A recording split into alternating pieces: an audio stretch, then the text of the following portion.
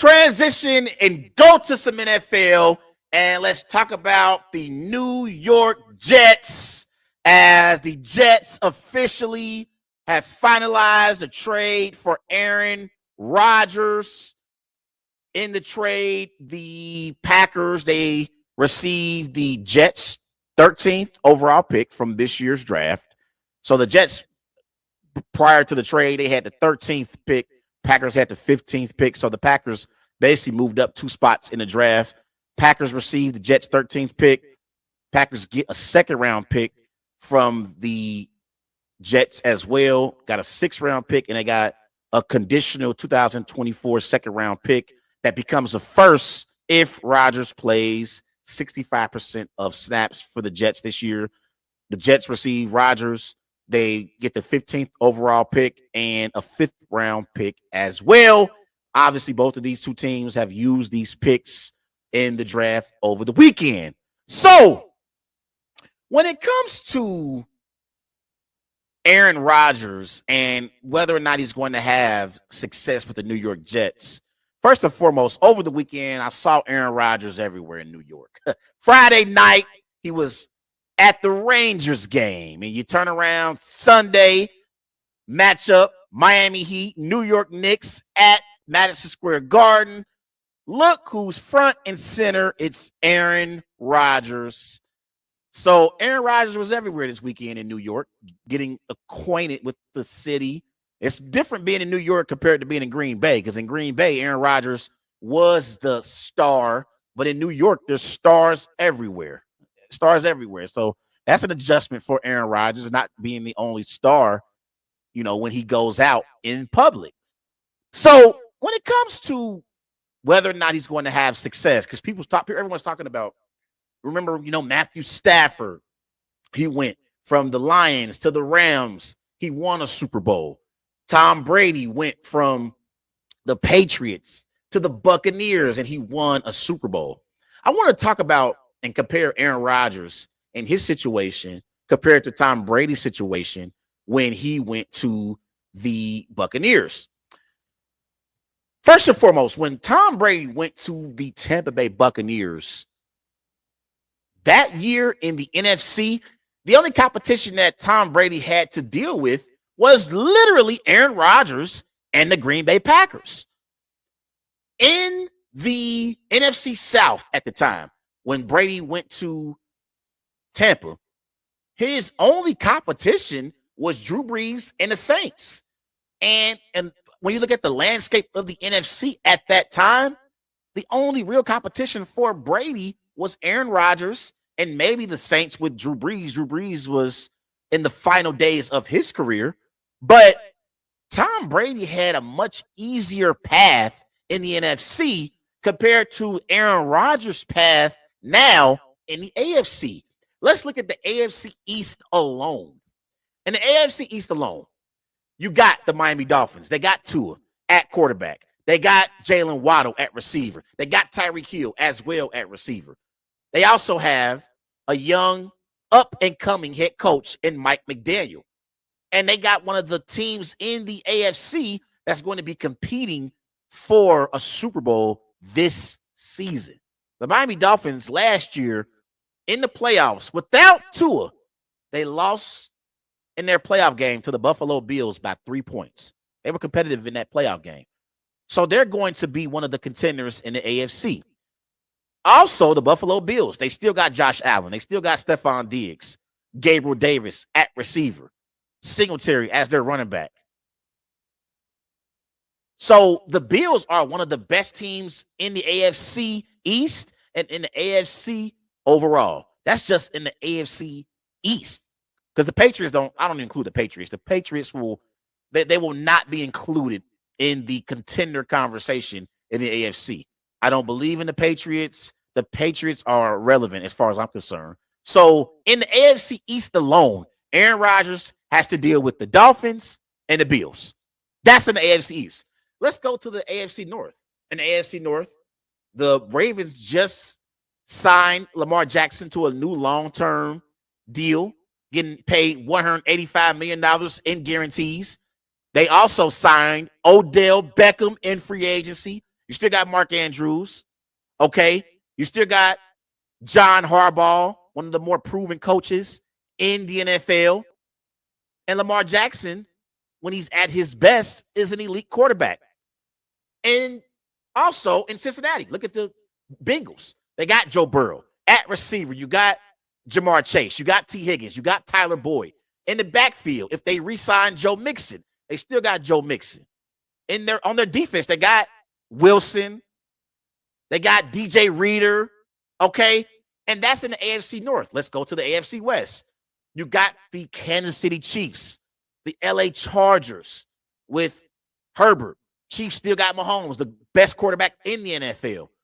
The Raiders got Jimmy Garoppolo. I don't believe in Jimmy G, but I do believe in Devontae Adams.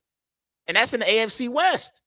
In the AFC South, you got a Jacksonville Jaguars team led by Trevor Lawrence who have a promising future. So everyone's talking about, can Aaron Rodgers get the Jets to a Super Bowl like Tom Brady got the Buccaneers to a Super Bowl? But Tom Brady had an easier path to the Super Bowl than what Aaron Rodgers has in the AFC. The AFC is loaded. They're loaded. The AFC is loaded from top to bottom. Also, when I look at the Buccaneers compared to this Jets team, the New York Jets, they have a lot of young skill position players on their team. They got wide receiver Garrett Wilson. They got Breece Hall. They got Corey Davis. So you look at their ages, Garrett Wilson is 22. Corey Davis is 28. Breece Hall is 21. Tom Brady had veterans on that Buccaneers offense. He had Rob Gronkowski. He had Antonio Brown. He had Mike Evans. Okay? So I believe that Buccaneers, from an offensive standpoint, they had more veteran players who were more proven than the Jets skill position players. The Buccaneers had more proven skill position players who were older, who are veterans, than the Jets skill position players. They're young. So that's another advantage for Tom Brady that Aaron Rodgers doesn't have with the Jets.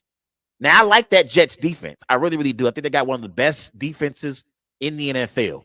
But when you ask the question, will Aaron Rodgers have the same success with the Jets as Brady had with the Bucs? I believe that it's a tough task. It's going to be a tough task. Can Aaron Rodgers get the Jets to the playoffs? I believe he can. I do believe he can get the Jets to the playoffs because last year at the quarterback position, the Jets were pathetic. They were pathetic. Zach Wilson was terrible. And they didn't have consistent quarterback play to be a playoff contender. They had an elite defense. The Jets last year had one of the best defenses in the NFL. They only gave up 329 total yards per game. That was ranked third in the NFL. They gave up 189 passing yards per game. That was ranked third in the NFL. They gave up 19 points per game. That was ranked fourth in the NFL. So from a defensive standpoint, they had one of the best defenses in the NFL. They had a really, really, really good defense last year for the Jets.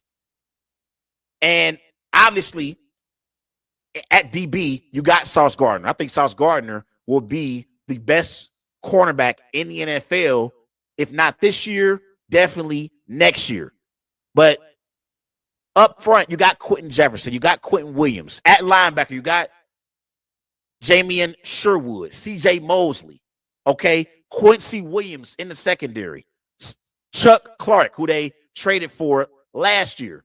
So that defense is a top 10 defense, maybe even top 5 defense in the NFL. And Robert Saleh is a defensive head coach. So it's going to be on Aaron Rodgers and the Jets offense to put up points. But with a quarterback like Aaron Rodgers, Aaron's going to get you 14 points. If you got a reliable kicker, that's 20 points right there. That's 20 points right there per game. And you look at his numbers last year. His numbers from a statistical standpoint weren't that good.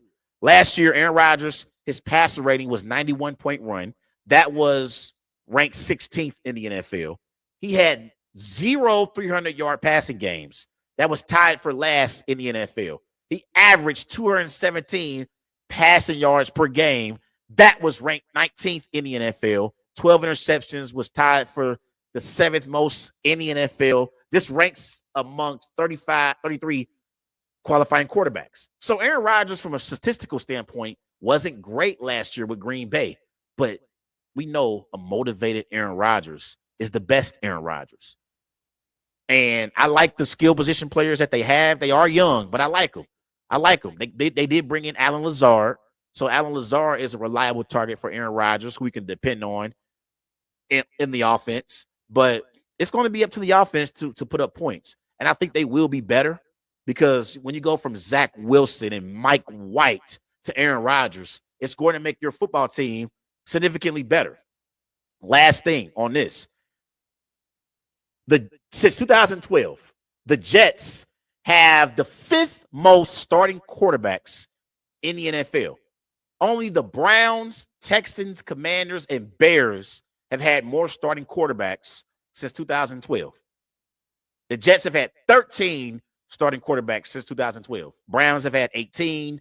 Texans have had 15. Commanders have had 14. And Bears have also had 14. So with Aaron Rodgers at the helm, the Jets will have consistent quarterback play for at least the next 2 years if Aaron Rodgers chooses to play. Have been to the playoffs since 2010, longest playoff drought in the NFL. So I expect the Jets to be a playoff contender, but I'm not so sure that they're a Super Bowl contender yet. I have to see them play and see how they play. I think they're going to play Patrick Mahomes and the Chiefs this year. They're also going to play the LA Chargers and Justin Herbert. So they got some opponents who's going to really, really test this Jets football team. And we're going to get a chance to find out how good they are in the early part of the season.